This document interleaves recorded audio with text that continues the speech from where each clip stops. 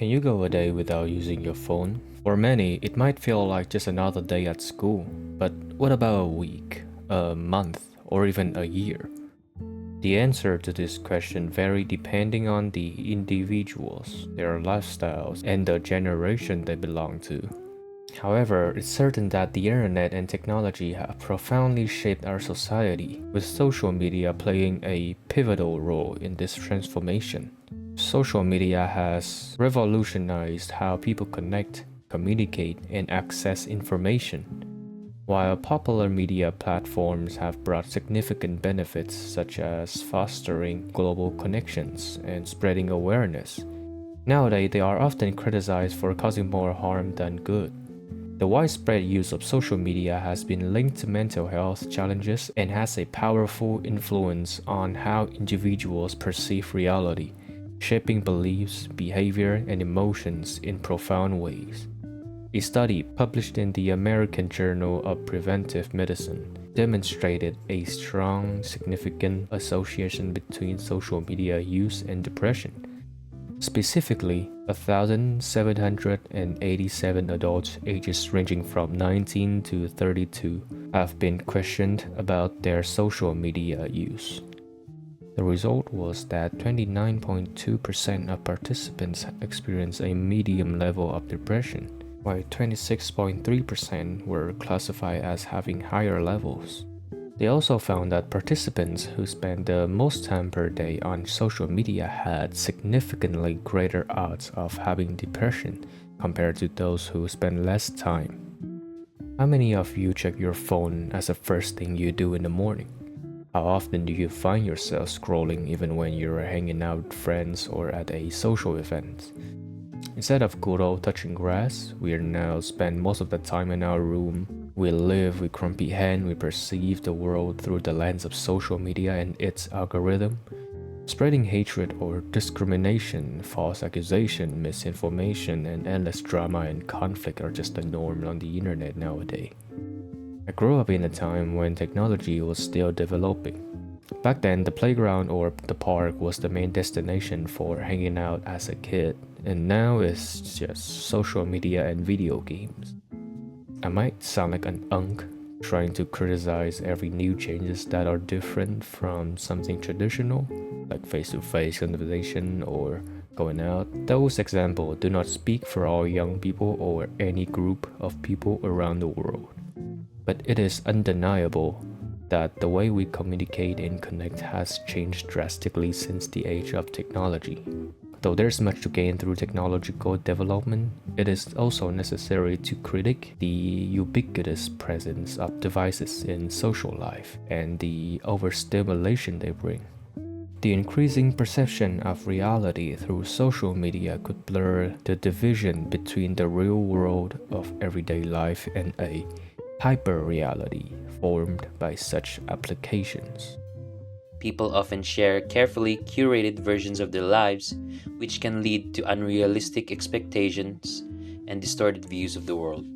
This constant exposure to idealized images and experiences can cause feelings of inadequacy, anxiety, and self-doubt, especially among young people. Moreover, social media algorithms prioritize content that attracts attention, often promoting extreme opinions or sensationalized news, which can influence public perception and create divisions. As a result, many individuals struggle to distinguish between what is real and what is fabricated, making it harder to form balanced views and making informed decisions in a complex world. According to Yash Kumar, on his article titled How Social Media Shapes Our Perception of Reality, social media has a profound impact on how we perceive the world around us, shaping both what we are exposed to and how we view ourselves. Algorithms on these platforms track in our interactions and show us content based on our past behaviors, creating what is known as an echo chamber. In this environment, we are repeatedly exposed to similar viewpoints, reinforcing our own beliefs, and over time, dividing society even further. But the influence doesn't stop there.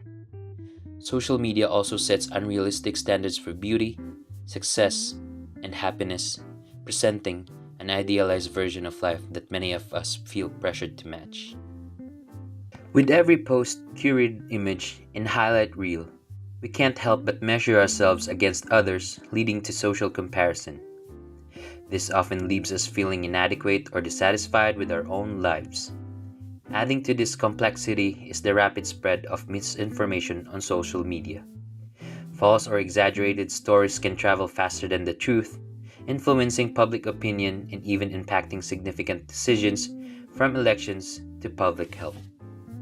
The focus on virality worsens the situation, encouraging sensationalism over accuracy, which distorts the way we engage with important issues. And there's more. The pressure to maintain an idealized online image, to always appear perfect or happy, can take a severe toll on our mental health.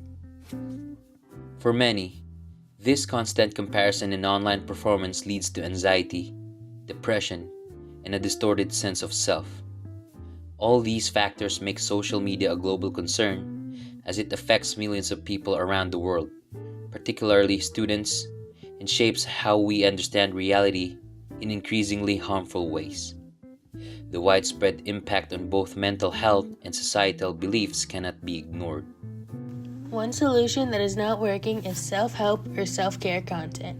Self-care content can appear to be very good and have very helpful advice, but for some individuals, it can prove to be damaging as well. Self-care media can set unrealistic expectations on people, which leads to comparison rather than self-improvement. This can also lead to endlessly scrolling to find more advice, which results in doom scrolling rather than advice finding. There is also the fact that some self-care advice found online is not credible. Influencers curate their lives and make them appear to be perfect. However, they all cannot be professional in the field of self-care. You just think that they are, and that they know what they're talking about since their lives on social media are perfect. This directly shows how social media can be deceptive, as we believe these people give good advice. How can we navigate this digital landscape more healthily? Let's discover some solutions. We'll focus on 3 key areas: digital detox and mindful usage, algorithmic adjustment and digital well-being, and education and media literacy. First, let's talk about digital detox and mindful usage. It is crucial to take regular breaks from digital world to reset our emotional well-being. Consider implementing detox plans. This could mean taking a mandatory break once or twice a week or a few hours each day from social media. These breaks will clear up that fog in your mind and help refocus. It is also important to train your brain to be vigilant and mindful when consuming content. Tools like mindfulness apps, journaling, and maybe simple meditation can help you stay on top of what you're scrolling. Next, we'll need to address algorithmic adjustments and digital well-being. Algorithms can be adjusted to promote more authentic, relatable content, shifting away from highly curated, often unrealistic portrayals. Learn how to program your feed to work for you instead of against you. Learn to selectively curate content that promotes positive and diverse perspective rather than dwelling on constant comparison. Remember, the algorithm will always pitch the contents based on the type of videos the viewer is most likely going to watch. Social media platforms have a responsibility to incorporate changes that reduce the pressure of validation-seeking behaviors and minimize the promotion of unrealistic standards. This will help reduce feelings of inadequacy. Introduce screen time notifications or an optional time limiter helps address social media addictions and overuse. Finally, education and media literacy are vital. We need to implement programs that educate individuals, especially younger audiences, about the hidden dangers of unrealistic portrayals online and how to process content critically. Schools should integrate digital literacy lessons into their curriculum. These lessons should focus on the impact of social media on mental health and self-esteem. Influencers and public figures should be encouraged to share more realistic portrayals of their life, including their struggles, mental health issues, and moments of vulnerability. Parents need to be equipped with tools to understand the online world their children are engaging with. This includes guides on setting boundaries for social media usage and having open conversations about the psychological effect of social media. By implementing these solutions, we can create a healthier digital environment for everyone. It's about finding balance, promoting authenticity and well being in the age of social media.